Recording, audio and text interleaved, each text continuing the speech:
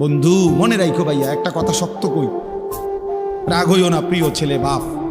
এই কপাল পৃথিবীতে উপার্জনের দুনিয়াবি কোনো কাজে লাগে না। এই হাত পাও এগুলা মানুষের অঙ্গ প্রত্যঙ্গ কাজে লাগে বিভিন্ন উপার্জনের কামে। এই কপাল এটা দুনিয়াবি কোনো কামে লাগে না।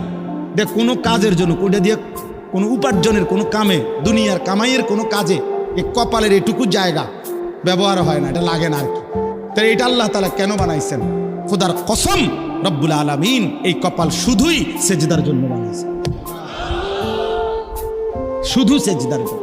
এই জন্য যে কপাল সেজদা দেয় না, যে কপালে সেজদা নাই, তুই মানুষও না, মানুষের বাচ্চাও না। ইনসানের কোনো কাতারে সে পড়ে না, সে কোনো মানুষের কাতারে পড়ে না। ইনসানের কোনো কাতারে পড়ে না যার কপালে সেজদা।